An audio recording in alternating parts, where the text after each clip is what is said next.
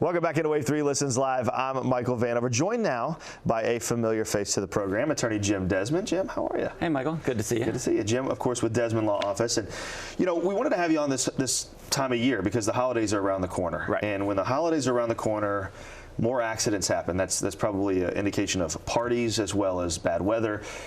What can people look for this holiday season? How can they be a little bit safer? Well, I mean, I guess I hate to say it. The first thing, you know, you get prepared for Christmas and you get prepared for gifts and things, but back to car insurance. Everybody, you know, I was in your green room waiting and I'm seeing all these commercials and they're all trying to get you to remember, you know, their slogan, their name or whatever else. And yet really, you know, when it comes to personal injury law, your attorney, many times you're as good as basically the ingredients in the stew. And that's what you have in your car insurance all before it ever happens. And that's what I preached about before, the uninsured and underinsured coverage. And knowing how you have to protect yourself, because a lot of drivers, I've seen an increase since COVID happened with more uninsured drivers, and I've seen more drunk drivers.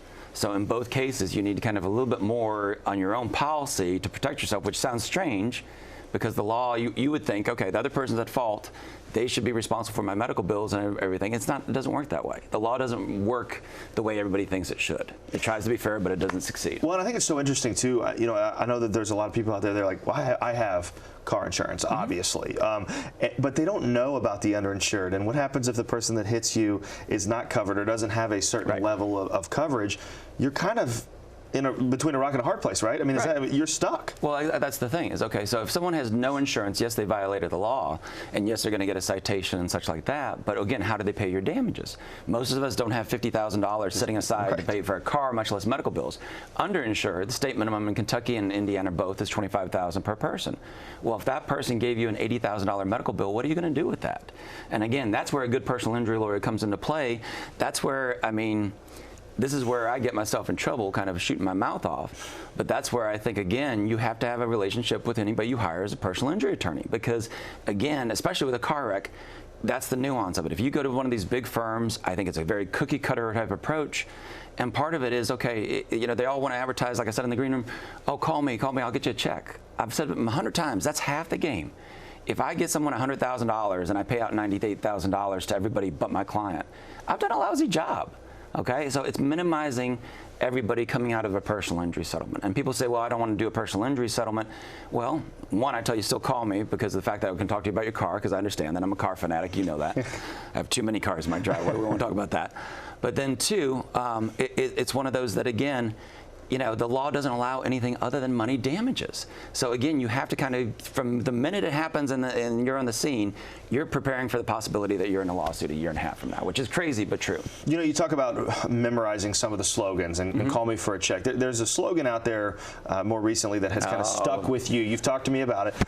You're killing me. What is it that kind of stuck out, and how do you feel about it?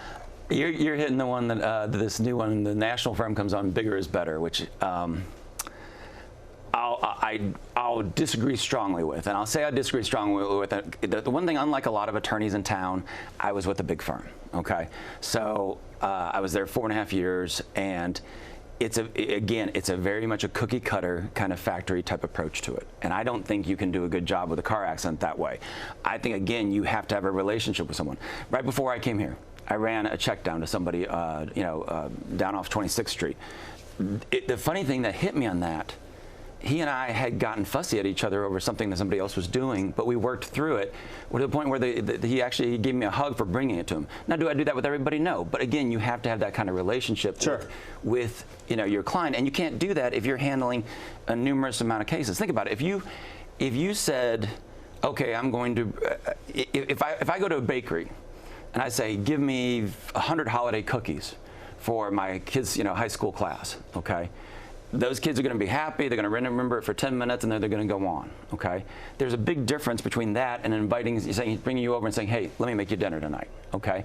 It's that personal touch that I think every attorney should be doing. And one of the things I will say, and maybe I'm taking some credit I don't deserve, but there's a wave here, and I hope it is, in the sense that I think finally the consumers are starting to change and understand that, okay, look, personal injury attorneys should be in touch with their clients, and they shouldn't be, you shouldn't be going through case managers and secretaries and all this other stuff. I've had a lot of people, even people in the legal profession, pull me aside and say, I like your ads because they're straightforward. Because I'm not selling a silly dance, okay? I'm not calling myself a tool, okay? Or some other slogan. I'm not saying, oh, bigger is better, because it's not. I'm saying, look, straightforward. You're going to deal with me directly. Here's my cell phone, and that's how you're going to reach me. So I think it's important to talk about, first of all, the number you see on the screen, 502-609-7657, is your cell phone. Is that correct? Yeah, and you want to know something funny? I was thinking about that when I was preparing for this today. 17 years I've had that number out on the web and everything else. 17 years. And you would think somebody would take it and say, okay, not that number, but take that concept and use it, but attorneys don't. Instead, the big firms want to come in and say, okay, we're bigger is better. It's like, well, that's malarkey. I'm sorry. My Irish background shows there is malarkey. So when you talk about Desmond Law Office and all things that you do, and you do a lot of things, but what you practice is car accidents, right? That's automobile accidents. Right. And that is your focus. You don't do a little bit of here, a little bit here, a little bit. You focus on your lane, you stay there, and you make it really easy for your clients to get a hold of you. I mean, that's got to be a huge thing for you, right? Right. Well, and it's good, though, because, again, the clients then become loyal to me, and I come to be loyal to them. It's one of those that, again, I mean, you insurance companies, everybody knows an insurance company is going to give you sometimes a bad offer. But when you're talking to your client, you're talking to them regularly for 6 months to a year, they trust you in what you say. And also, you try to maximize it. And again, even there, the idea that bigger is better, it doesn't even, I mean, if that was the case, think about something logically.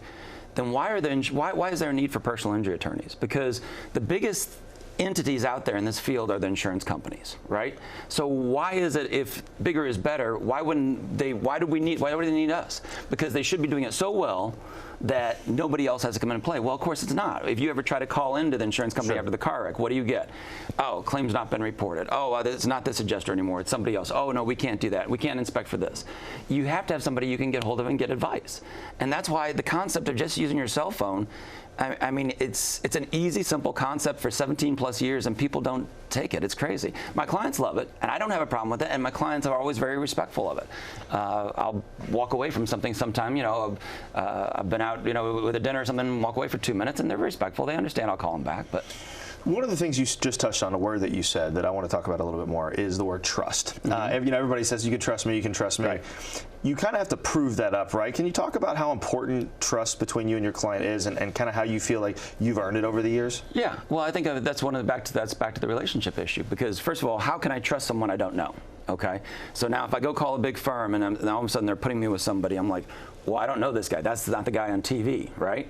Try to call the guy on TV. Please go ask for, I won't say names, I'll get in trouble, but go ask for him. You won't get him on the phone. But so you have to build that trust there to begin with. Another thing is, go back to the uninsured and underinsured. The law doesn't make sense unless you really practice it. Okay, and then you understand the underlying concepts.